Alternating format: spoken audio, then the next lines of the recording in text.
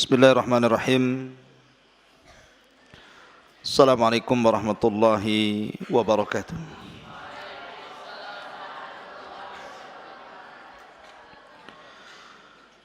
Bihamdillah wassalatu wassalamu ala Rasulillah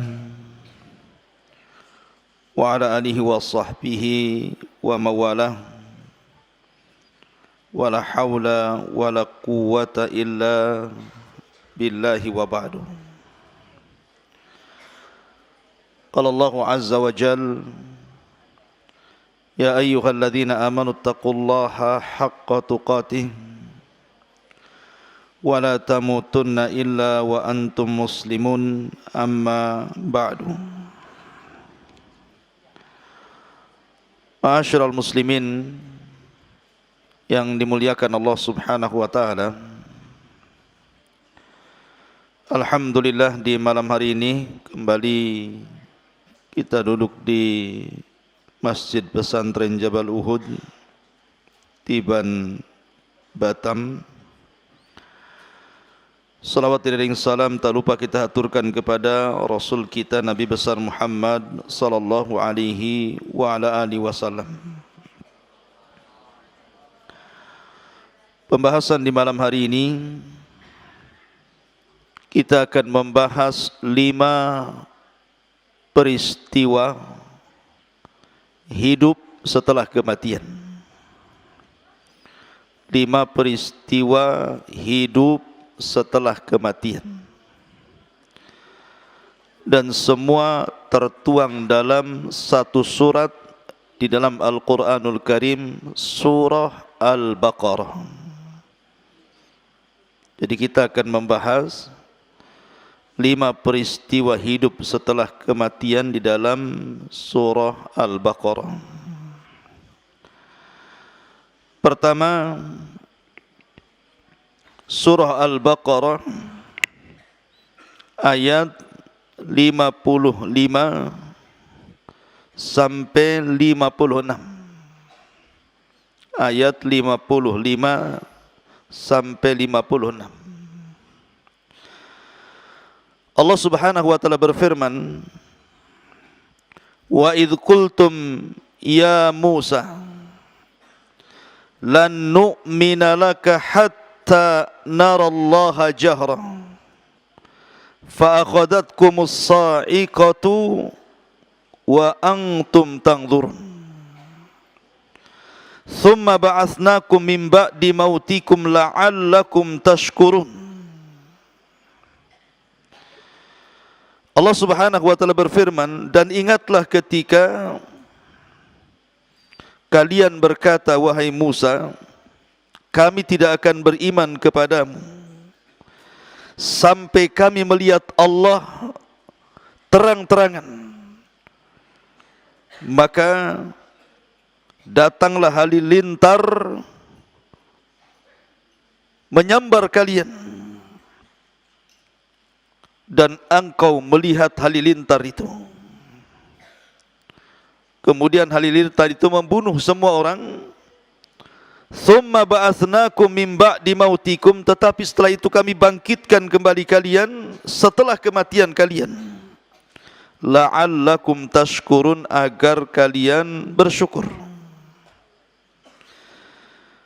Bagaimana kisahnya? 2 ayat dalam surah Al-Baqarah 55 dan 56. Begini ikhwan, coba perhatikan, jangan ribut.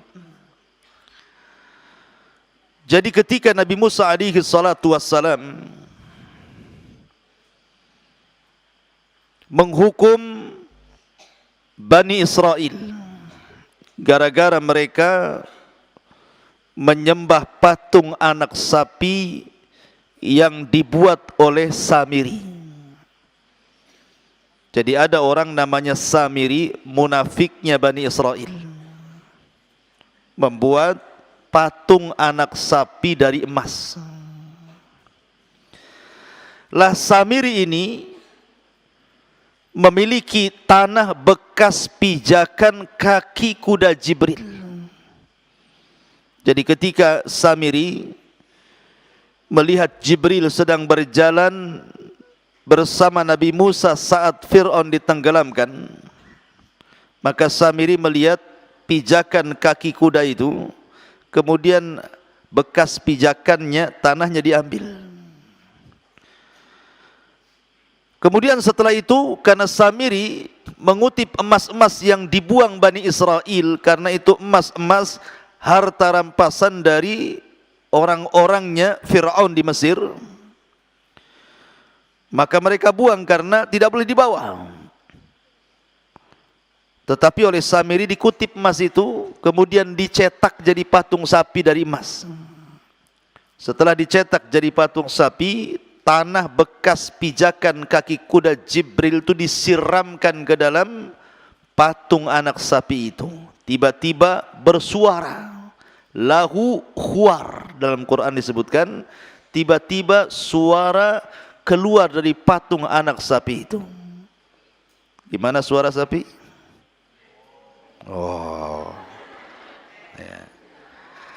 Ma'asyiral muslimin yang dimuliakan Allah Subhanahu wa taala. Lah ketika itu Nabi Musa sedang meninggalkan Bani Israel selama 40 malam untuk mengambil Taurat. Tiba-tiba Samiri mengatakan kepada Bani Israel, lihat, Musa nabi kalian cari Tuhan jauh sekali sampai harus ke Bukit Saina, padahal Tuhannya ada di sini, maksudnya patung anak sapi. Maka 70.000 Bani Israel murtad, menyembah patung anak sapi yang dirangkai Samiri dan meninggalkan agama tauhid.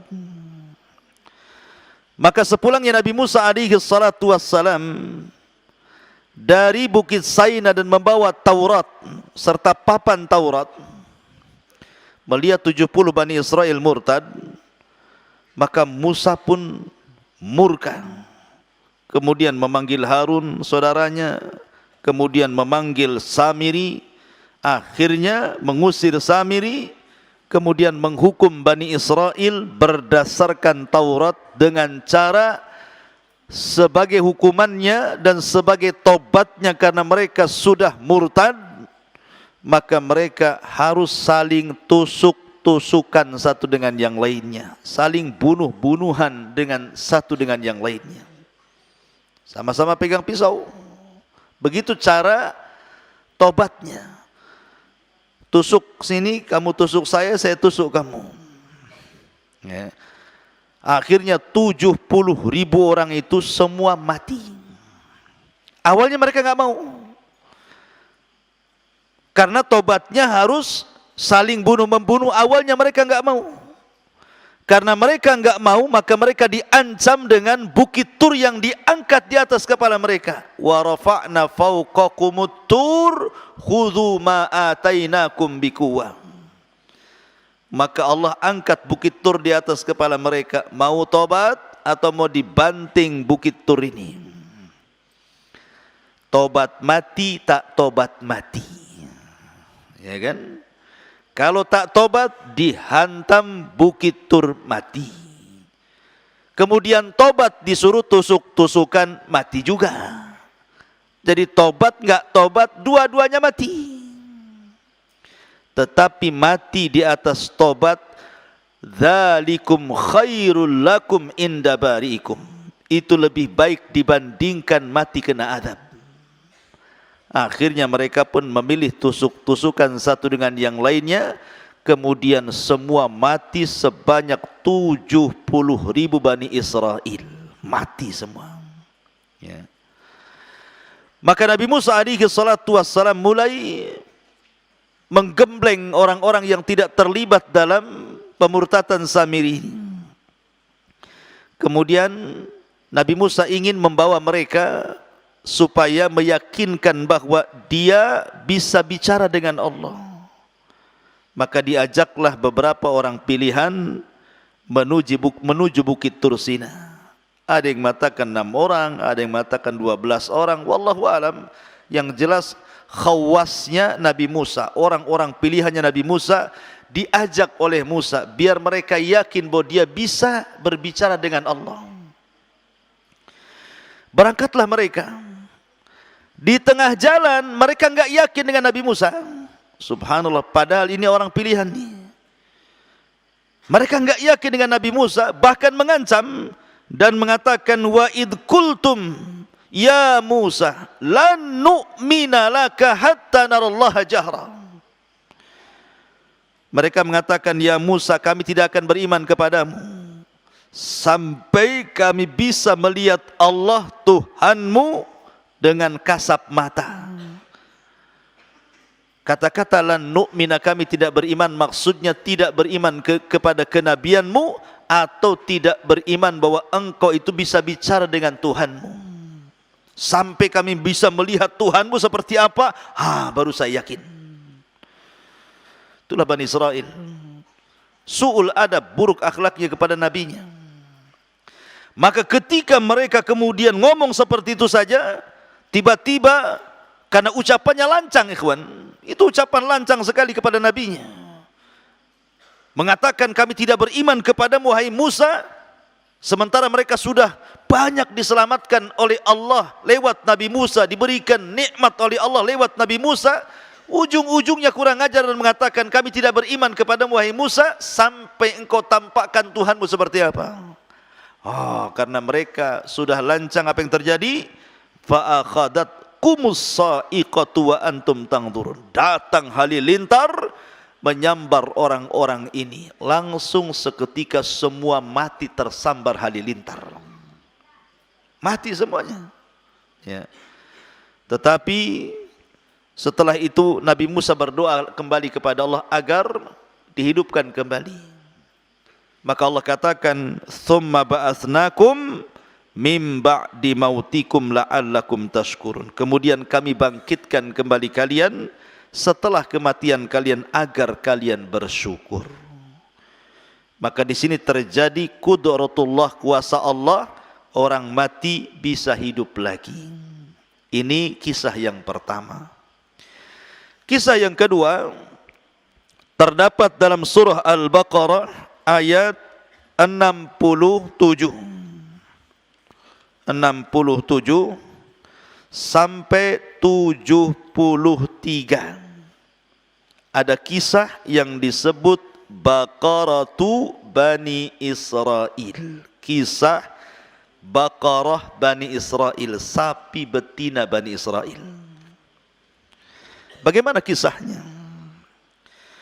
Allah Subhanahu wa taala berfirman, wa id qala Musa liqaumihi innallaha ya'murukum an tadhbahu baqarah qalu atattakhiduna huzwa qala a'udzu billahi an akuna minal jahilin. Dan ingatlah ketika Musa berkata kepada kaumnya, sesungguhnya Allah perintahkan kepada kalian untuk menyembelih baqaratan, sapi betina. Qalu, mereka mengatakan, atattakhiduna huzwa, kau hendak main-main dengan kami wahai Musa? Maka Musa mengatakan, a'udzubillah, aku berlindung kepada Allah, an akuna minal jahilin, kalau aku termasuk orang jahil. Ceritanya begini. Di zaman Bani Israel ada orang kaya, kaya sekali, dan baik hati, suka sedekah, suka nyumbang, sehingga dicintai oleh Bani Israel. Kalau sudah kaya, dermawan, baik hati, pasti disukai orang. Tapi kalau sudah kaya, kemudian pelit, kemudian kedekut, kemudian tidak bakhil gitu ya, kemudian sombong, dibenci orang biasanya. Lebih-lebih sudah miskin, kedekut lagi. Ma'asyiral muslimin yang dimuliakan Allah Azza wa Jalla. Jadi ada orang kaya Bani Israel, saking kayanya, baik hati, suka dermawan, suka nih Bani Israel sama orang ini. Masalahnya dia hidup tidak punya keturunan, maka dia mengambil anak saudaranya dijadikan anak angkatnya, ponaannya dijadikan anak angkatnya. Tapi ponaannya tak tahu diri. Dilihat pamannya kaya raya, kemudian dia sudah diangkat jadi anak angkatnya, terpikir nih, gimana caranya mengambil hartanya. Maka iblis masuk ke otaknya begini, kalau kau ingin mengambil kekayaannya, bunuh pamanmu itu. Akhirnya malam-malam, gelap-gelap, kemudian dia pun beraksi dibunuh pamannya. Bani Israel tidak tahu. Setelah dibunuh pamannya, digendonglah jasadnya. Kemudian dibawa kepada kabilah lain, diletakkan di depan rumah kabilah lain. Supaya nanti dia dapat uang diatnya. Nanti orang nuduh kabilah itu yang bunuh. Kalau dalam hukum Islam, kalau bunuh dibalas bunuh, kalau tidak diat bayar unta 100 ekor unta. Kan lumayan juga, sudah dapat warisan, dapat 100 ekor unta katanya. Serakah. Akhirnya betul-betul diletakkan paman yang sudah dibunuh itu, kemudian diletakkan di kabilah lain, dan dituduh bahwa kabilah itu sudah membunuh pamannya dan harus bayar diat. Licik kan? Pertama mau ngambil hartanya, yang kedua mau ngambil diatnya. Akhirnya kemudian kabilah yang diletakkan jasad paman itu tidak terima. Kenapa? Karena merasa tidak membunuh masalahnya. Loh, kami tidak membunuh, kok kami dituduh pula membunuh? Sementara kabilah dari pamannya itu bangkit dan menuduh bahwa kalian yang membunuhnya, dan provokatornya adalah ponaannya ini, anak dari pamannya, anak dari saudaranya orang kaya itulah yang memprovokasi orang jadi provokator. Seolah-olah orang itu dan kabilah itu yang membunuhnya, sampai mau perang dua kabilah gara-gara kasus ini. Akhirnya sebelum terjadi peperangan, orang-orang yang berakal di antara mereka berkumpul. Lah, ngapain kita perang? Kan kita punya Nabi, Nabi Musa. Cobalah kita tanyakan sama Nabi Musa, kira-kira siapa yang membunuh orang ini? Boleh jadi ada solusi. Yuk kita berangkat kepada Nabi Musa. Kisah inilah baru dimulai. Maka berangkatlah mereka kepada Nabi Musa. Apa katanya? Wa idh qala Musa liqaumihi innallaha ya'murukum an tadhbahu baqarah. Setelah mereka datang kepada Nabi Musa, Musa pun berdoa kepada Allah, turun wahyu. Musa, katakan kepada Bani Israel, kalau ingin menyingkap pembunuhan, siapa dalang pembunuhnya, perintahkan Bani Israel, innallaha ya'murukum an tadhbahu baqarah. Allah memerintahkan kalian untuk menyembelih seekor sapi betina. Sampai di sini Allah mudahkan. Namanya sapi betina itu mudah dicari. Anda mau nyembelih yang kecil, yang besar, yang jantan, yang perawan gitu ya. Ataupun sapi yang cacat, yang sehat, yang warna-warni, yang enggak berwarna gitu ya. Boleh, silahkan. Yang penting sapi betina. Itu awalnya dimudahkan. Tapi Bani Israel ini su'ul adab, jelek akhlaknya sama nabinya. Mereka malah mengejek Nabi Musa dan mengatakan, atattakhiduna khuzwa, wahai Musa, kau hendak membodoh-bodohkan kami. Kami tanya siapa pembunuhnya, kau pula suruh kami menyembelih seekor sapi betina. Apa hubung kait antara pembunuhan dengan sapi betina? Tidak nyambung. Mereka tidak paham bahwa ini perintah Allah. Makanya Musa murka dan mengatakan, a'udzubillah an akuna minal jahilin. Aku berlindung kepada Allah. Ini seruan ini bukan karena kejahilanku, ini perintah Allah. Barulah kemudian mereka mau melaksanakannya, tapi mereka tanya macam-macam soal sapinya. Apa tanyanya? Qalu du'u lana rabbaka yubayyin lana mahi. Qala innahu yaqulu innaha baqaratun la faridun wala bikrun awanun baina dzalika faf'alu ma tu'marun. Mereka berkata, wahai Musa, berdoalah kepada Rabbmu, jelaskan kepada kami sapi betinanya kayak apa. Lihat bagaimana su'ul adab, buruk ucapan Bani Israel ini. Harusnya mereka mengatakan qalu du'u lana rabbana, bukan rabbaka. Itu kan Allah Tuhan kita, seolah-olah itu Tuhan Musa saja, bukan Tuhan Bani Israel. Mereka mengatakan, wahai Musa, berdoalah kepada Rabbmu, harusnya kepada Rabb kita kan begitu. Itu kan su'ul adab namanya. Coba doa sama Tuhanmu, seolah dia tidak punya Tuhan. Coba terangkan sapinya kayak apa. Gitu ya. Maka Musa menjawab, sapinya itu la farid wala bikr, tidak terlalu tua, tidak terlalu muda, sedang-sedang saja. Sapinya sedang-sedang saja, tidak tua, ya tidak muda. Ya. Faf'alu ma tu'marun, sudahlah lakukan saja. Sebenarnya nyari sapi yang tengah-tengah banyak. Maksudnya yang tidak terlalu tua, tidak terlalu muda, lihat dari usia saja sudah dapat. Tapi mereka memang hendak memperberat diri, maka Allah beratkan sekalian. Fasyaddadu fasaddadallah. Ketika mereka hendak berat, Allah berikan berat. Kemudian mereka mengatakan, qalu ulana rabbaka yubayyilana ma launuha. Gini wahai Musa, nampaknya enggak jelas itu. Sekarang kami tanya warnanya lah. Kayak apa warnanya itu sapi itu?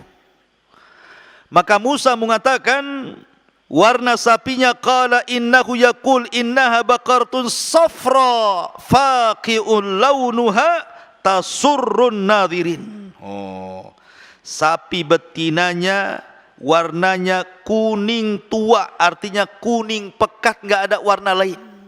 Kan sulit ikhwan cari sapi betina warna kuning pekat, kuning tua, kecuali sapinya dipilok. Kan susah warnanya, mau nyari di mana? Ya, warna sapi kayak gini nih. Cukup? Tidak. Faqi'ul launuha tasurrun nadhirin.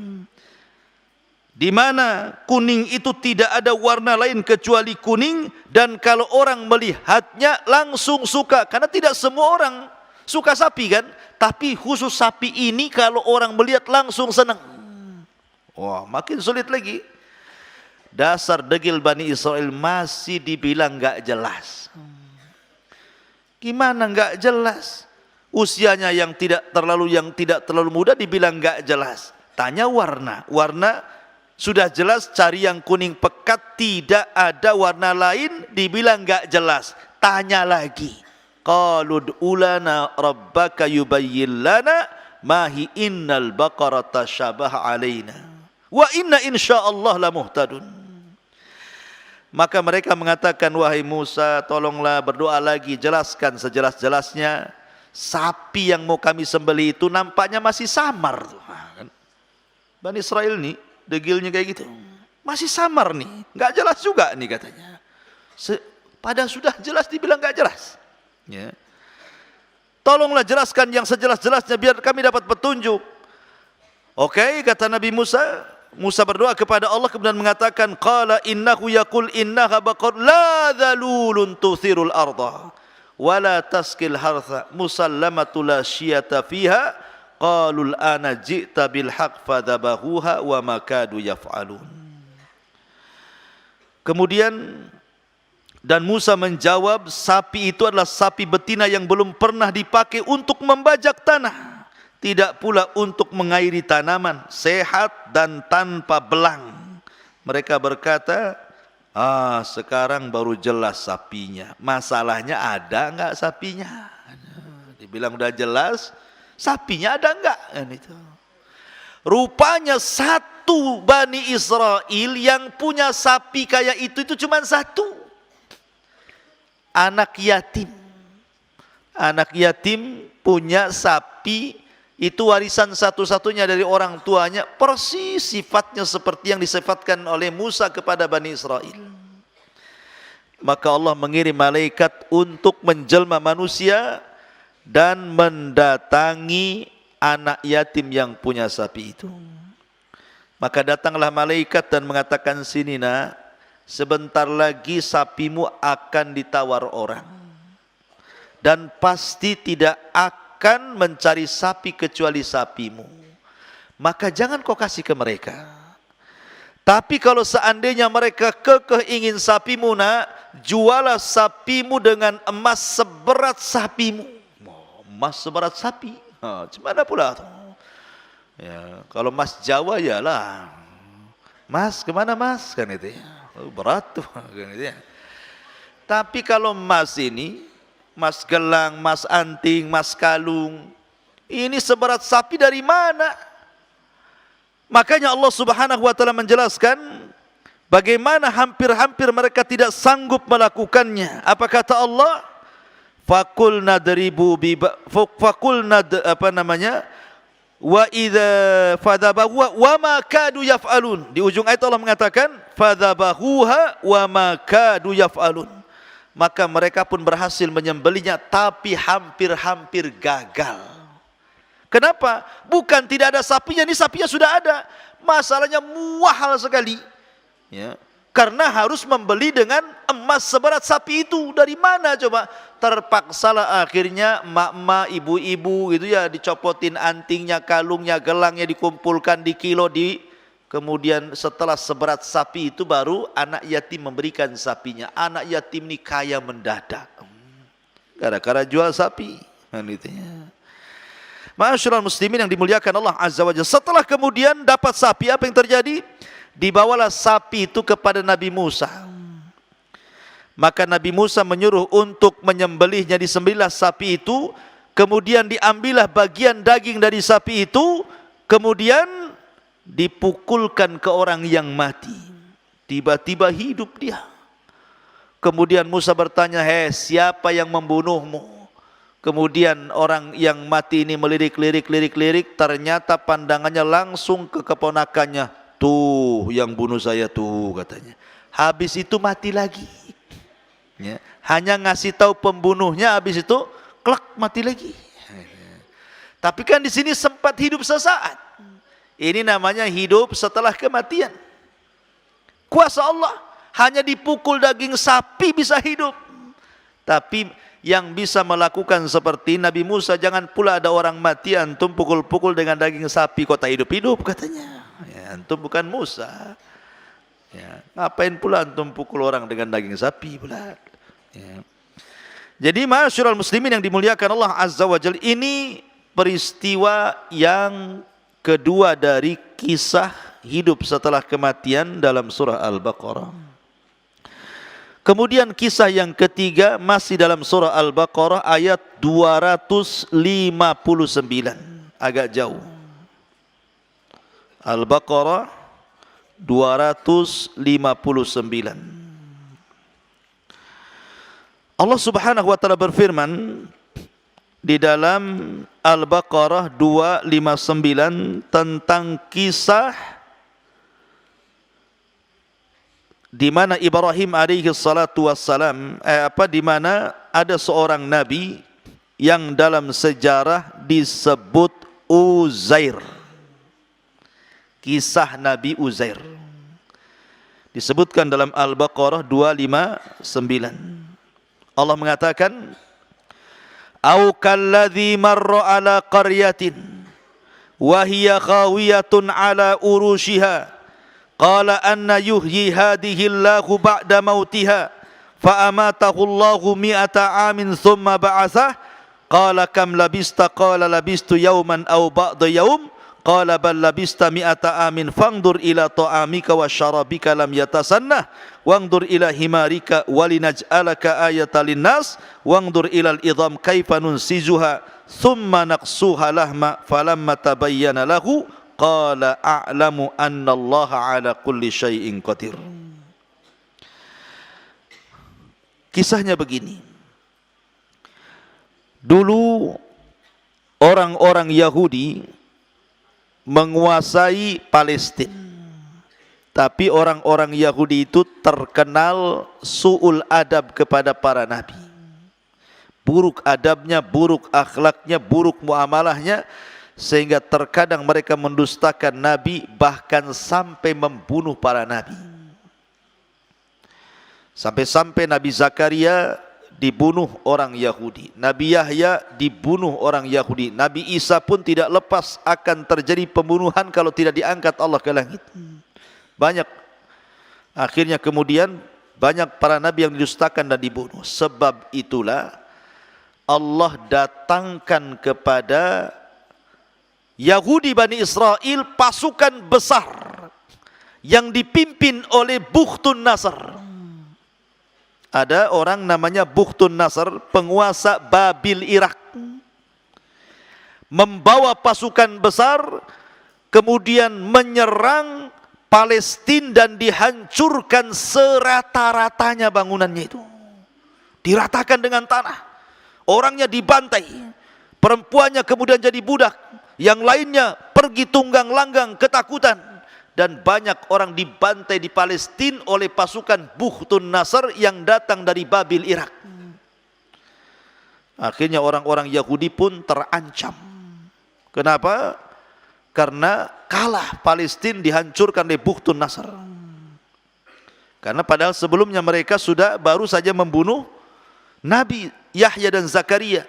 Tiba-tiba mereka diserang oleh kerajaan Babil dipimpin Bughtun Nasr, kotanya hancur sehancur-hancurnya, perempuannya diperbudak, laki-lakinya dibantai, akhirnya yang lainnya lari tunggang langgang gak karu-karuan.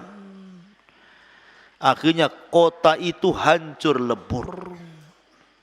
Kemudian Bughtun Nasr pulang ke Irak membawa harta rampasan perang dan tawanan-tawanan perang.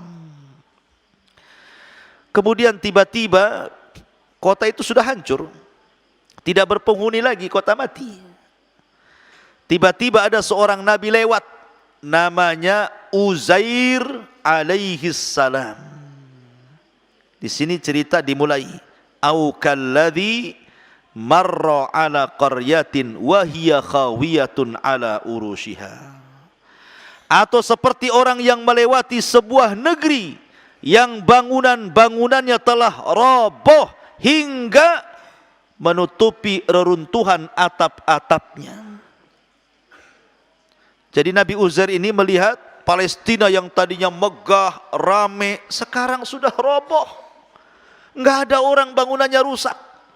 Ya. Maka Uzair pun berfikir, kemudian termenung dan mengatakan, anna yuhyi hadhillahu ba'da mautiha, kata Uzair. Mungkinkah Allah Subhanahu wa taala kembali menghidupkan kota setelah kematiannya? Uzair bukan mengingkari kuasa Allah, tidak. Seperti kita lah sekarang itu melihat Suria, perang Suria yang tadinya kota yang sangat indah, setelah terjadi perang bom sana sini akhirnya banyak yang rusak. Tentu kita berpikir kapan Suria seperti dulu. Nah, gitu ya. Mungkin gak dia bangkit lagi? Nah, Uzair mengatakan seperti itu ketika melihat Palestina hancur, dihancurkan Bughtun Nasr. Uzair ini berpikir, barusan kemarin saya lewat kota ini, indah, penuh dengan orang, bangunannya tinggi-tinggi, kok sekarang sudah roboh rata dengan tanah, tidak ada orang pun. Mungkin gak Allah mengembalikan kota ini seperti semula? Nah, itu dalam hati Uzair berpikir seperti itu. Akhirnya karena sudah panas duhur, Uzair pun mencari tempat istirahat. Masuklah dia ke dalam gua kecil. Kemudian dia pun menyandarkan, merebahkan badannya. Tiba-tiba tidur dan tidak bangun-bangun sampai 1 abad. 1 abad berapa? 100 tahun. Tidur 100 tahun, ikhwan.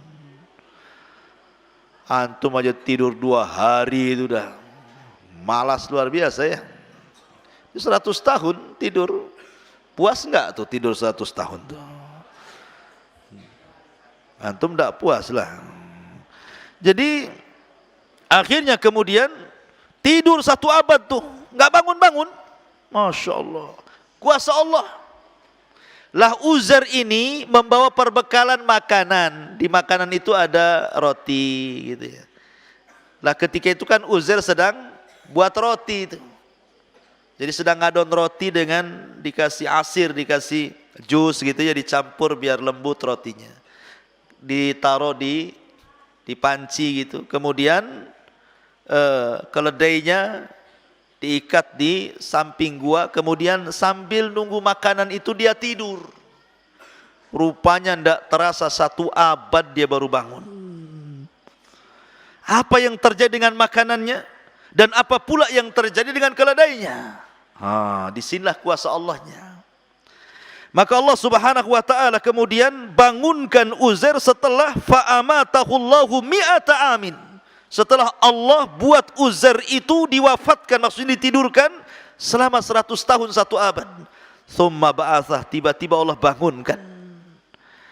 Diutusnya malaikat suruh bangunkan, bangunkan Uzair tuh, udah lama, udah 100 tahun tuh dia tidur tuh.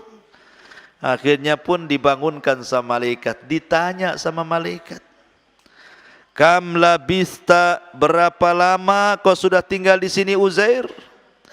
Kata Uzair, labistu yauman au ba'da yaum. Dia kaget, oh boleh jadi saya baru tidur 1 hari atau mungkin setengah hari katanya. Karena dia tidurnya ketika ditidurkan duhur, ketika dibangunkan asar. Disangkanya tidur dari duhur ke asar. Padahal sudah 1 abad dia tidur.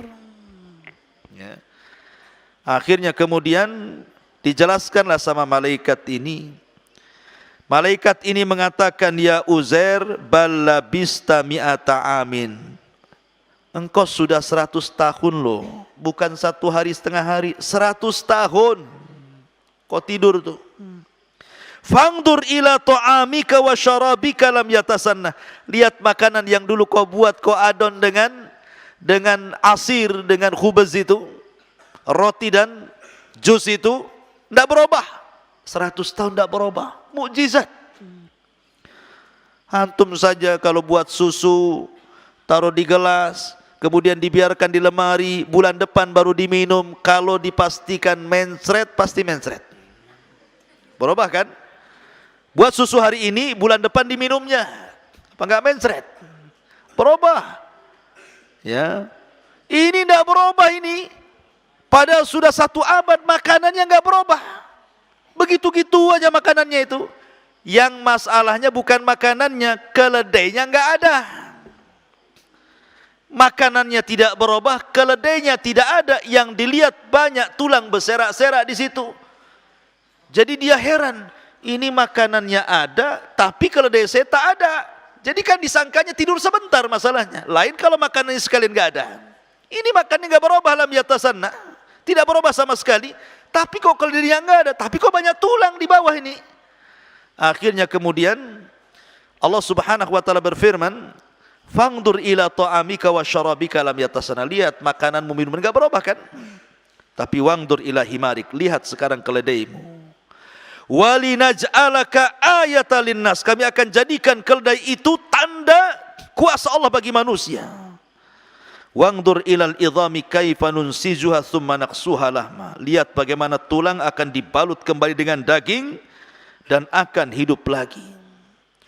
Tiba-tiba Allah Subhanahu wa taala menghidupkan keledai di hadapan Uzair.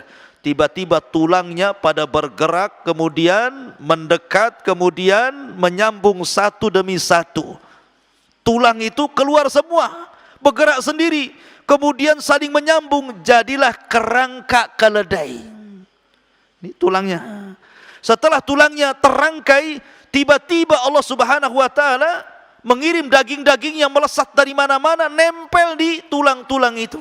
Kemudian dibungkus lagi dengan kulitnya, jadilah keledai Uzair hidup lagi, ditiupkan ruh, tiba-tiba berteriak seolah-olah kiamat dibangkitkan.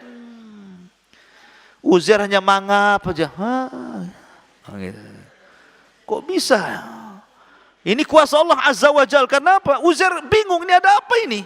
Kok bisa keledainya tiba-tiba tulangnya terangkai sendiri, daging yang tak datang dari mana nempel lagi, kemudian dibungkus kulit lagi, tiba-tiba ditiupkan ruh dan berteriak keledainya Uzair seolah-olah kiamat dibangkitkan. Maksudnya begini, bagaimana Allah menghidupkan dari kematian keledai ini supaya jadi peringatan bahwa tidak ada yang mustahil bagi Allah.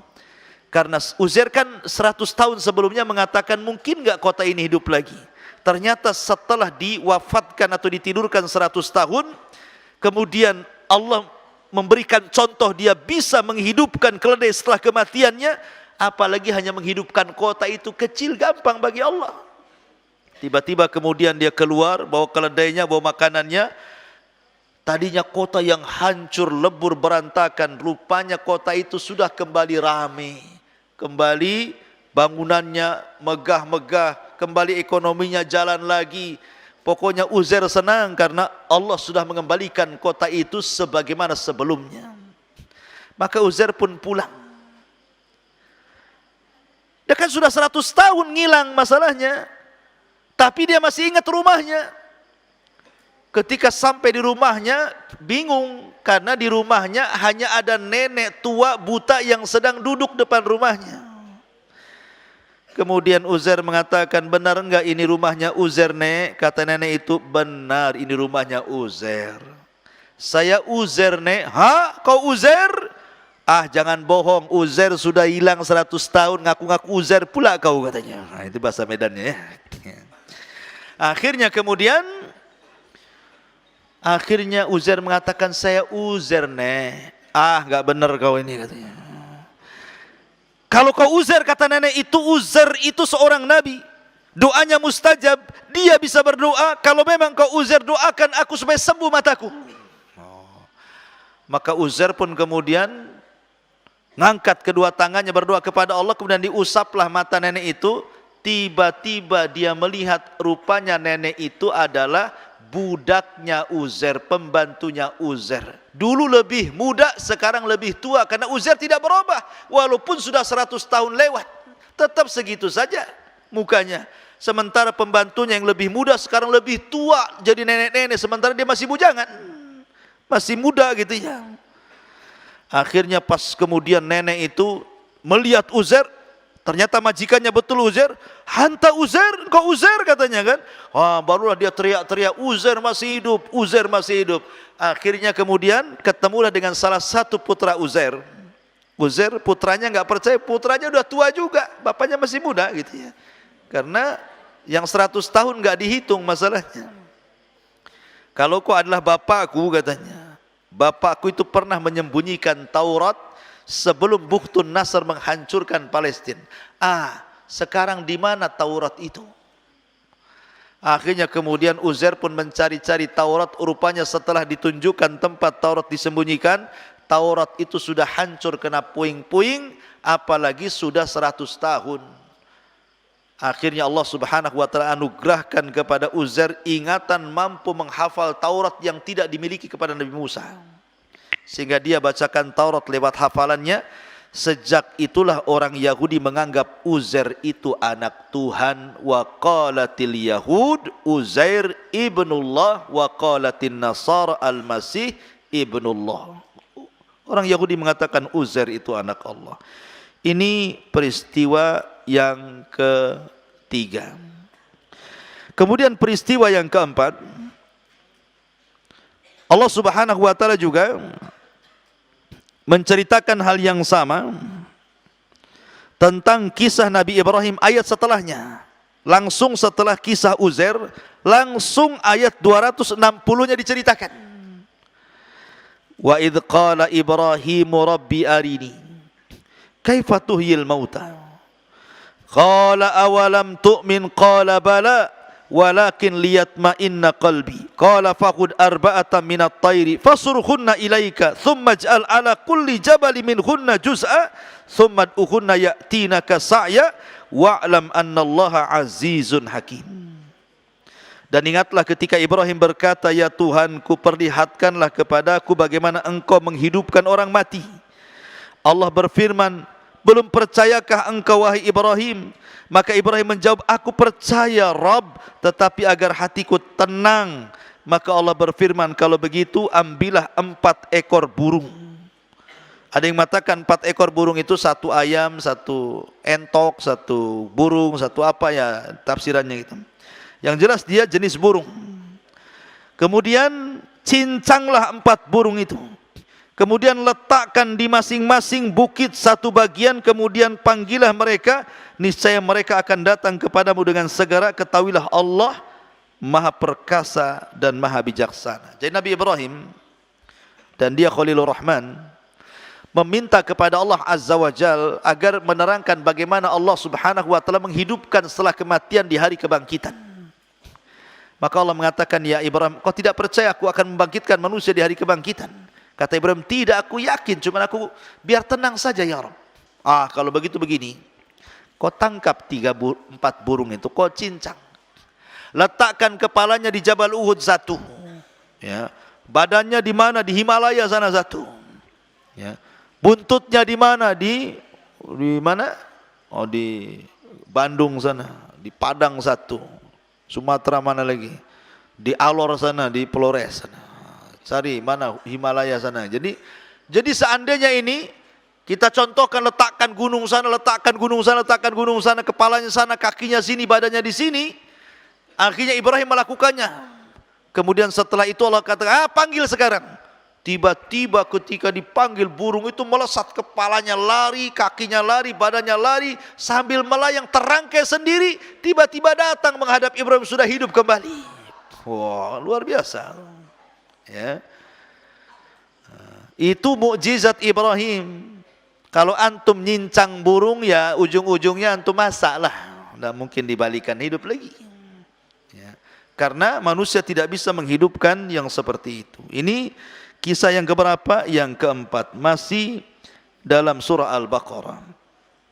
Kemudian kisah yang kelima, yang terakhir adalah kisah apa namanya? Kisah apa? Masih surah Al-Baqarah.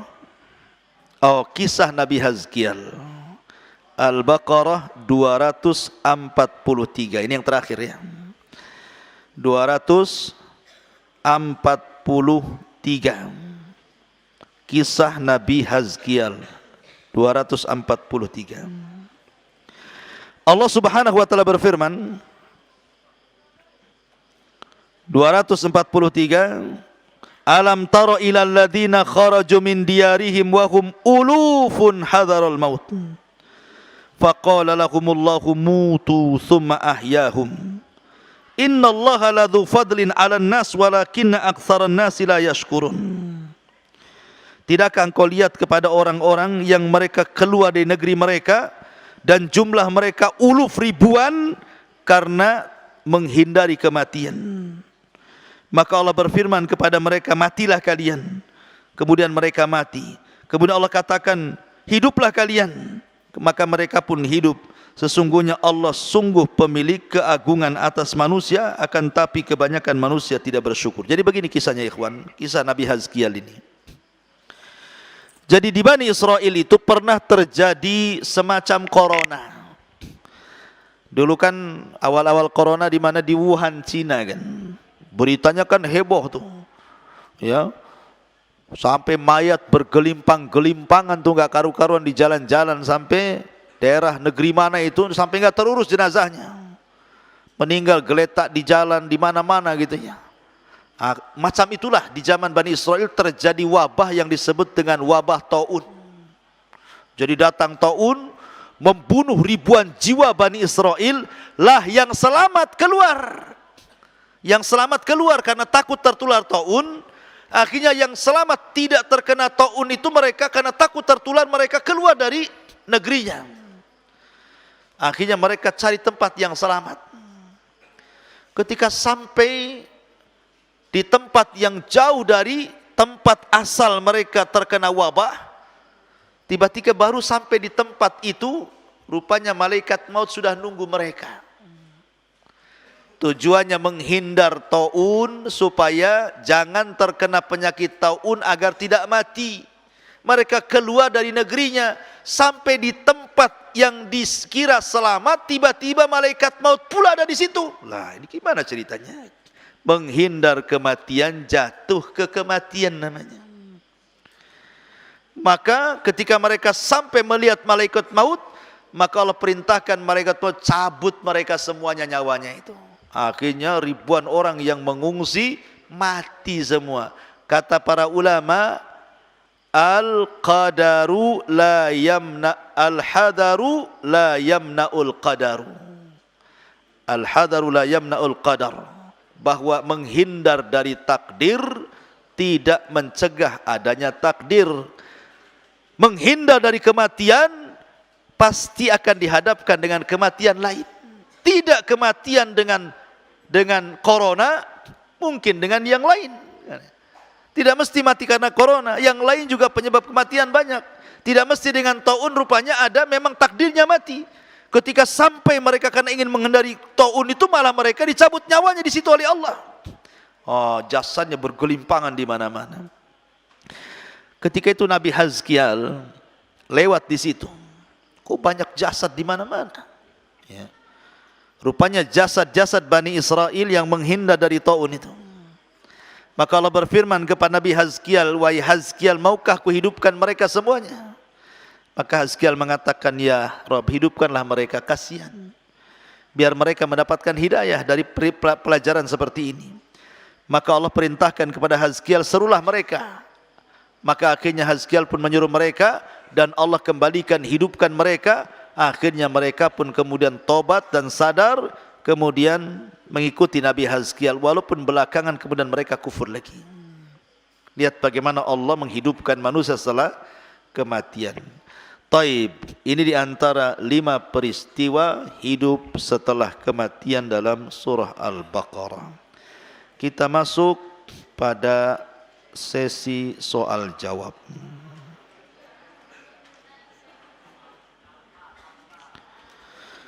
Taib.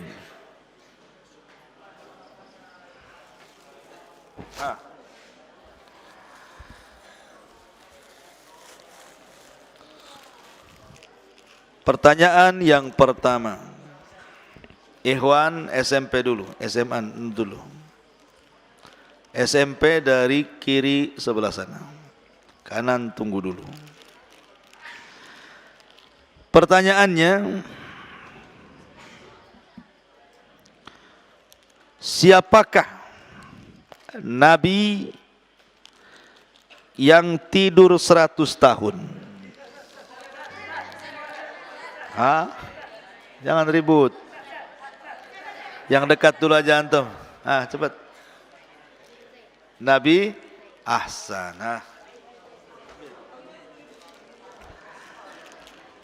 SMP sebelah sini dulu.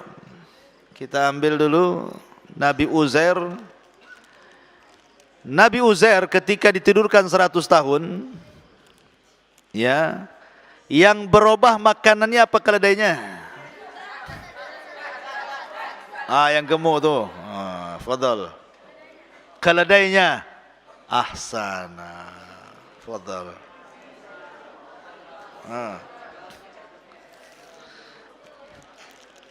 Balik lagi SMP, SMA sekarang. SMP jangan nunjuk. Pertanyaannya, ngapain antum? Nanti saya kasih soal tak bisa, malu nanti. Pertanyaannya agak sulit. Ayat keberapa? Mulai nggak mau kan? Baru bilang ayat keberapa? Taib, kisah sapi betina menceritakan tentang apa? Menceritakan tentang apa? Kisah sapi betina itu menceritakan tentang apa? Tentang pembunuhan. Gitu saja? Menyingkap pembunuhan. Ahsan, nggak apa-apa. Dapat gemez. Fadhal. Taib. Ambil tuh gemeznya. Pertanyaannya SMA juga.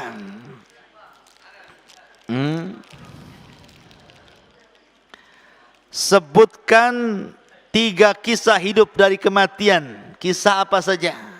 Secara singkat. Hidup setelah kematian yang baru saya jelaskan, 3 kisah hidup setelah kematian dalam surah Al-Baqarah. SMA, SMP, antum, lama antum, betul. Azkial, Uzair, Nabi Ibrahim, ahsan. Sisa 2, kisah apa lagi? Antum? Gak apa-apa.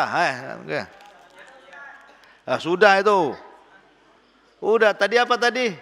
Hazkial, Ibrahim, sama Uzair. Kaumnya Bani Israel disambar petir satunya. Sapi? Ahsan, sapi betina. Fadhal. Ambil. Taib. Sekarang akhwat dulu. Tenang antum. Gantian. Ya, masih banyak tuh. Akhwat, dengerin. Kisah Uzair. Siapa yang menyerang Palestina dan membantai Yahudi serta menawan perempuannya dan dibawa ke Babil? Siapa raja yang menyerang menyerang Palestina itu?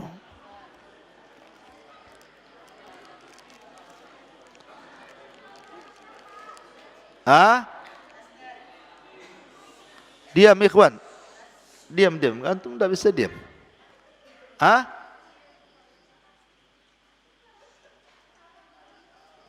Satu yang jawab, jangan banyak.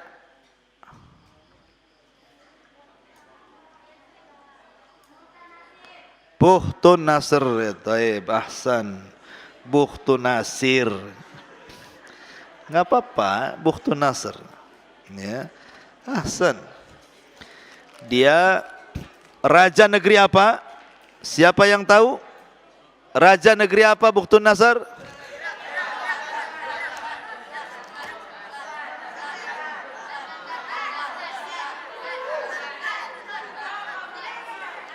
Apa?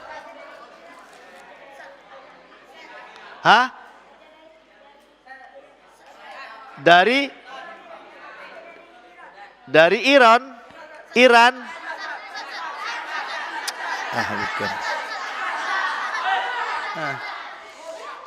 Dari Irak. Iya, apa namanya kerajaannya? Babil, ahsan.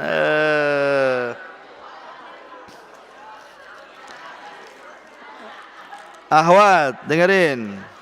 Ahwat.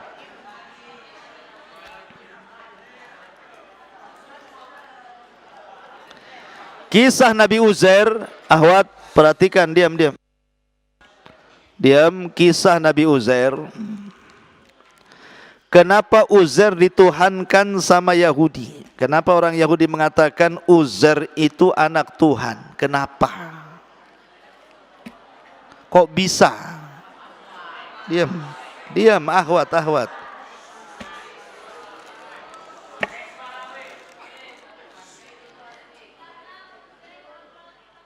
Ahsanti, karena Uzair hafal kitab Taurat yang tidak dihafal Musa. Taib. Satu lagi baru berpindah ke ikhwan. Perhatikan pertanyaannya. Masih menghidupkan dari kematian, kisah dari kematian Bani Israel. Kenapa Bani Israel disambar petir sampai mati?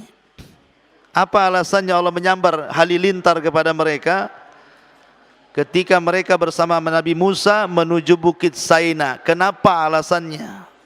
Allah mengirim halilintar kemudian membunuh mereka. Akhwat, fadal.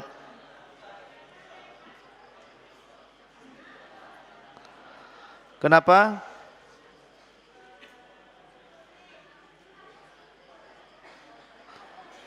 Halo?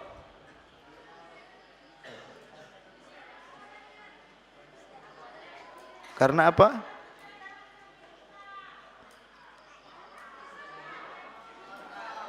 Diam ikhwan. Antum nih buat rame aja. Ulangi. Karena mereka tidak beradab. Itu bukan alasan.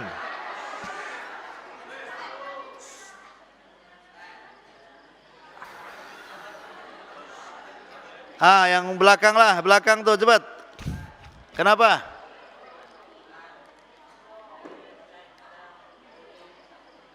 Mereka tidak minta melihat Allah, ahsan. Enak, fadal.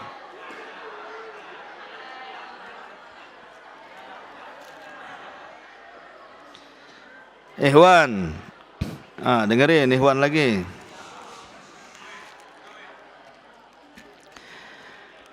Sebutkan 3 sifat sapi betina yang mau disembelih Bani Israel.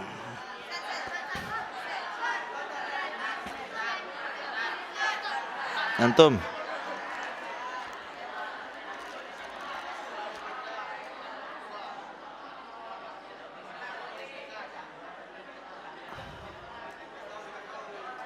Apa antum? Lama kali apa?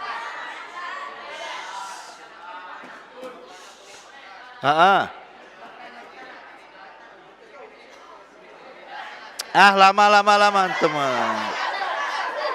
Antum, cepat. Iya.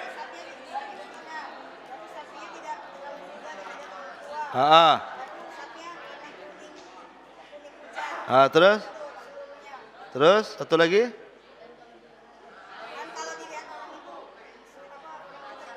Tertarik. Terus satu lagi? Ahsan, belum pernah dibaca. Fadhal. Gitu kalau jawab, bisik aja jelas. Dengerin dulu. Taib. Pertanyaan selanjutnya, ikhwan. Siapa yang hafal kisah Baqarah Bani Israel? 1 ayat kan? 2 ayat, 3 ayat, sampai selesailah. Innallaha ya'murukum an tadbahu baqarah. Siapa yang hafal ayatnya?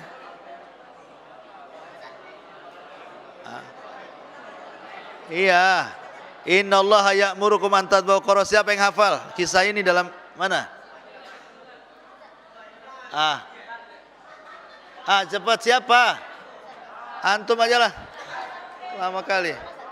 Innallaha ya'murukum an tadbahu baqarah. Teruskan.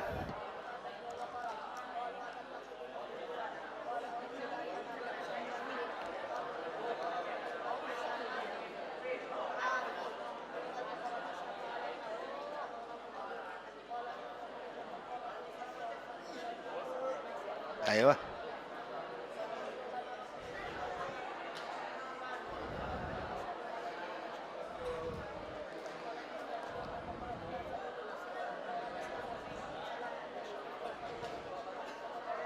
Ahsan, fadzabahuha wa makadu yaf'alun. Terakhir. Ya. Dengerin. Ahwat. Masa ahwat baru 2 tuh, Pak? Gak jelas. Pertanyaannya ahwat, tentang kisah orang-orang yang menghindar taun, kemudian mati dicabut nyawanya malaikat maut di tempat lain. Ada seorang nabi lewat itu. Siapa nama nabi itu?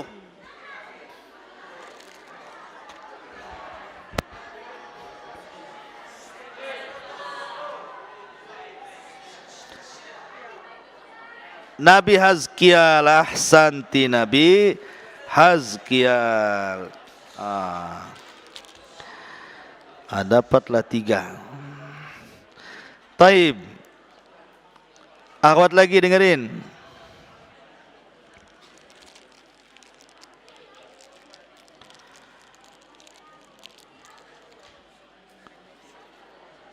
Ketika kisah Nabi Ibrahim alaihi salatu wassalam, dia ingin meyakinkan bahwa dia ingin supaya Allah membuktikan dia sanggup membangkitkan manusia dari kematiannya. Maka Allah kemudian mencontohkan kepada Ibrahim. Contoh apa itu? Apa yang dicontohkan Allah kepada Ibrahim menunjukkan hidup setelah kematian itu?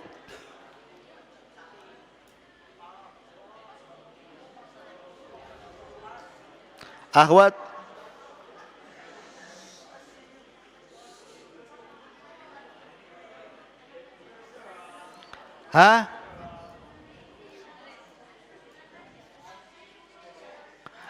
menyembelih burung. Berapa burungnya? 4. Ahsan.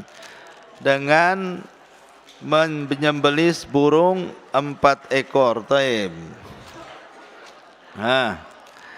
Ikhwan lagi, jangan ribut. Dengerin.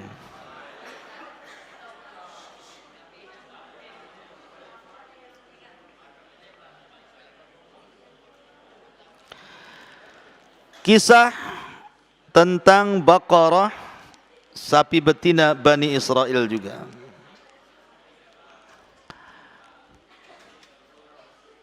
Siapa yang membunuh? Siapa yang membunuh? Orang kaya di zaman Bani Israel? Belum. Dengarin dulu. Orang kaya di zaman Bani Israel sampai akhirnya disyariatkan untuk menyembelih sapi betina. Siapa yang membunuh?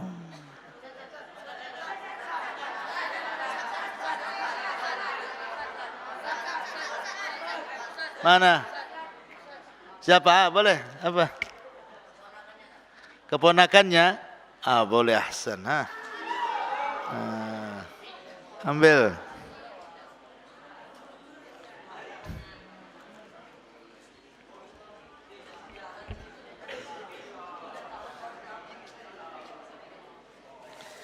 Pertanyaan di luar tema. Pertanyaan di luar tema. Dengerin, tetapi ini sering saya sampaikan di kajian. Pertanyaan di luar tema. 1, bagi ikhwan. Berapa jumlah para nabi dan rasul?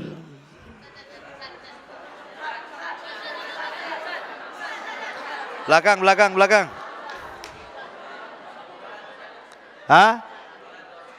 1200? Siapa itu?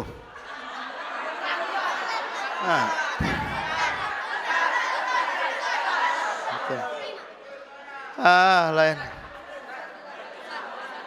Antum. Apa?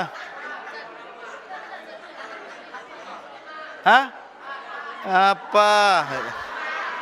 Antum. Belakang. 25? Apa pula antum ini? Berapa jumlah para nabi? Berapa jumlah para nabi? Lama. Kita berapa? Bukan, pun nggak ada yang tahu.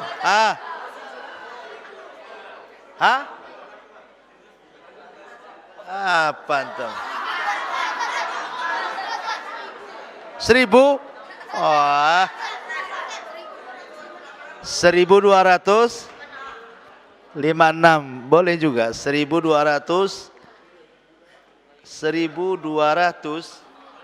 Salah. Bukan.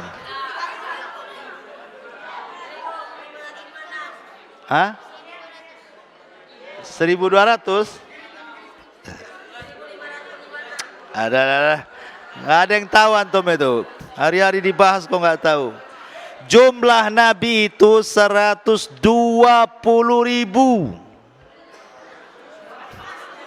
Dengerin ya. 120.000. Dalam riwayat 120.000 4 nabi, 315 rasul. Yang kita kenal 25 nabi. Itu sering saya sampaikan di sini. Error otak antum.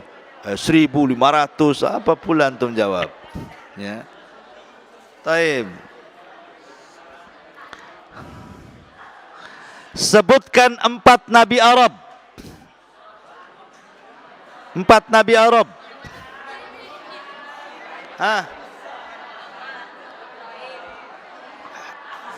Apa pula? Diam. Nabi Hud, Nabi Soleh, Nabi Muhammad baru 3 itu satunya.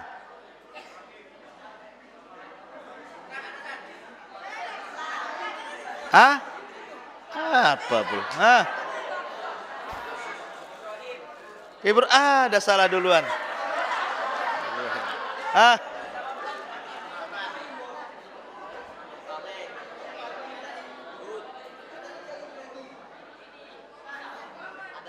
Adam pula.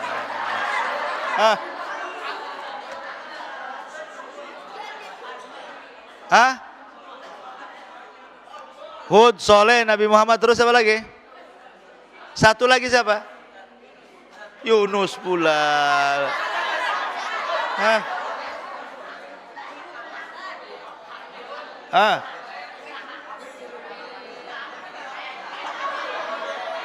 Nabi Muhammad satu lagi?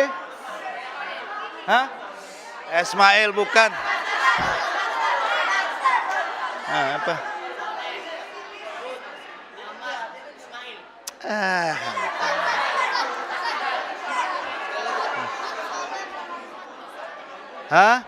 Lain. Ayo. Oke, Nabi Hud, Nabi Soleh, Muhammad. Satu lagi siapa?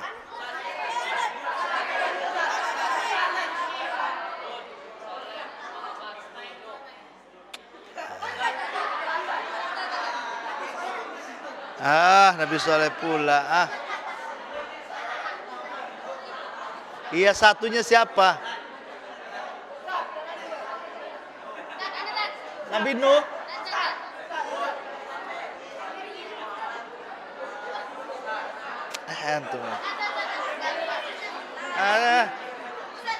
Apa? Zakaria apa lagi? Apa?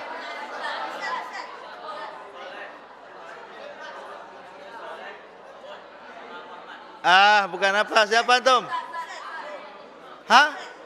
Nabi Nuh pula, kacau.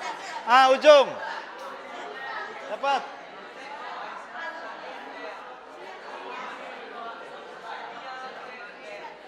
Ismail. Mana ada Ismail?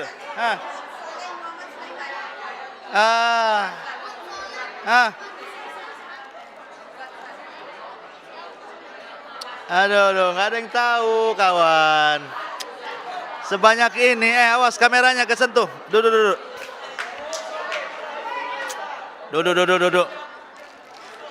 Nih, saya kasih tahu Nabi Arab nih. Nabi Arab itu, Nabi Hud diutus kepada Ad. Nabi Soleh diutus kepada Samud. Nabi Syu'aib diutus ke Madian. Nabi Muhammad diutus ke bangsa Arab. Ismail bukan Nabi Arab. Dia dihijrahkan dari Palestina ke Arab. Cuman Syu'aib. Makanya hadiahnya untuk Abu Humairah. Karena antum tidak bisa. Ya kan? Taib. Dengerin. SMP sebelah sini ulul azmi siapa aja?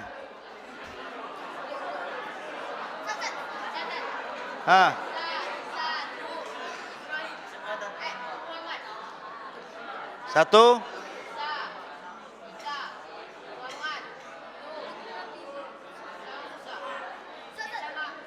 Ibrahim, Ahsan.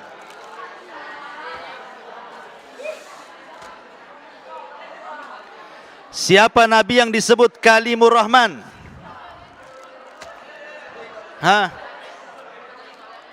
Iya, siapa? Siapa yang jawab? Antum? Siapa Kalimur Rahman? Nabi Musa. Ahsan. Ambil. Awas kesetrum tuh antum di situ. Ahwat, siapa Nabi yang gelarnya Khalilur Rahman? Ahsanti Ibrahim.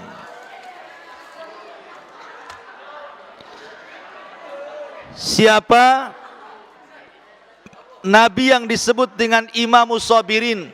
Dikenal dengan kesabarannya siapa? Imam Mahdi. Nabi Yakub? Bukan. Nabi Ahsan, Ayub. Sini.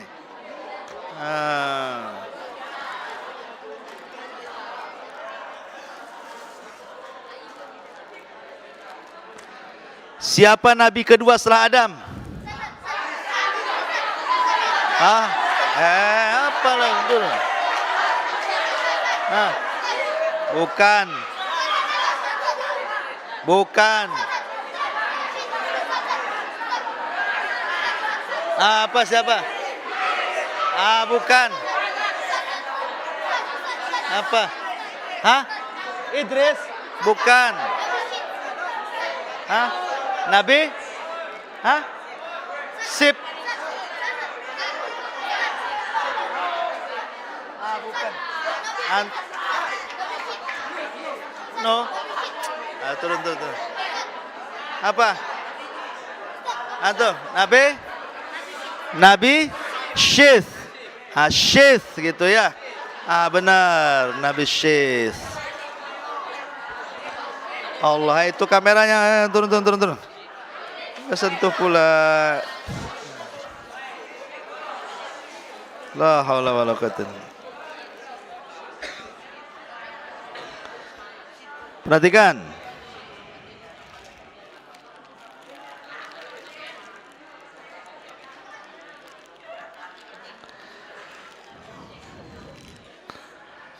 Nabi siapa? Ingat, Nabi siapa? Yang mukjizatnya mampu menghentikan matahari. Ahsan, Yusha ibn Nun.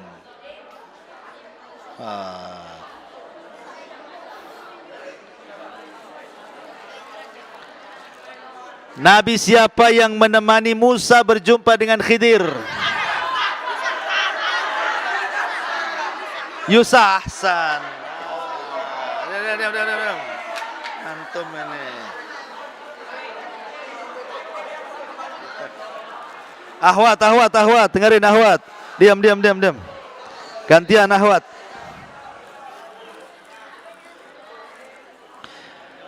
Ahwat, pertanyaan. Dapat voucher belanja 8.000 berlaku hingga 5 Desember 2021. Voucher. Tapi belanjanya di koperasi pondok, jangan di Pakci. Ini yang enggak berlaku. Ini di koperasi pondok. Jangan bawa voucher ini ke Indomaret, enggak laku. Taib, dengerin. Ahwat, siapa wanita terbaik dunia?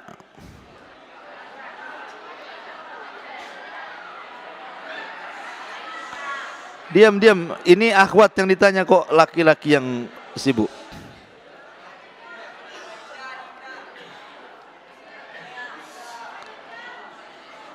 Jangan ribut. Kenapa ribut sih? Khadijah 1, Fatimah 2, Asyah 3, Ahsanti Maryam bintu Imran. Ahsanti. Taib, pertanyaan lagi. Anda dapat voucher belanja RP 8.000 berlaku hingga 5 Desember 2021. Dengerin.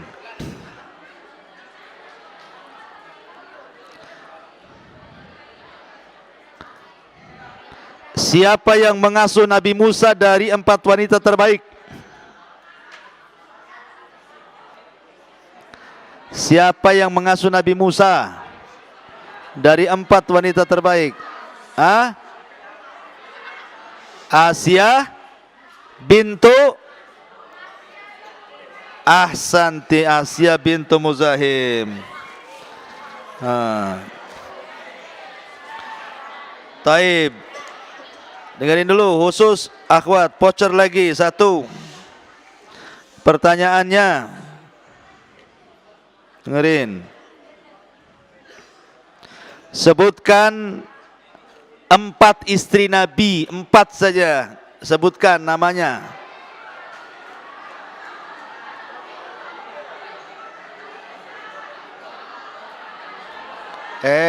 Jangan ribut.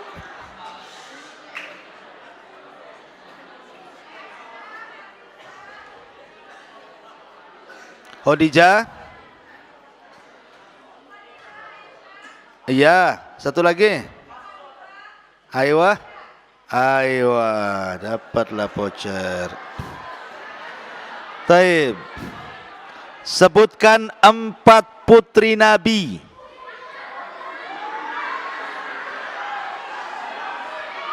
Apa ini? Sama aja, nggak depan nggak belakang rame.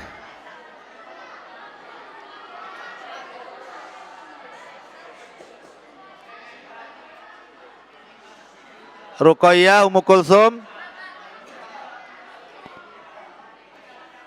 Ruqayyah, Ummu Kulsum, siapa lagi? Fatimah satunya. Zainab, ahsanti. Iya, sekarang Ikhwan, dengarin Ikhwan. Gantian, tinggal 3.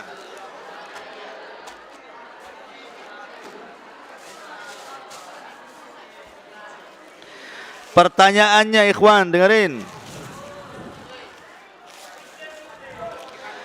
Berapa tahun Nabi Nuh berdakwah? Berapa tahun Nabi Nuh berdakwah? Berapa tuh? 90 tahun. 950 tahun. Ahsan. Ambil. Mana tadi? Itu. Taib. Ikhwan.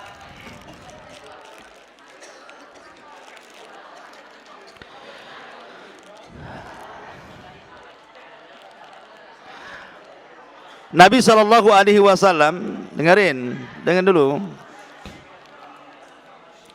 berjumpa dalam peristiwa Isra dan Mi'raj itu dengan beberapa Nabi. Sebutkan 5 saja. Siapa yang dijumpai Nabi saat Isra Mi'raj?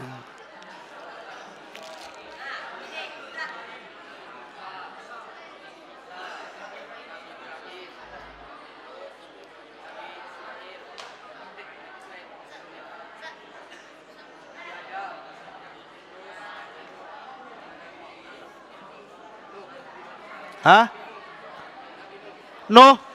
Ngaco. Antum. Cepat. Isa. Adam. Idris. Harun. Ibrahim. Ahsan. Dapatlah antum. Satu lagi. Jumbo. Perhatiin. Siapakah wanita di zaman Fir'aun yang digoreng gara-gara beriman?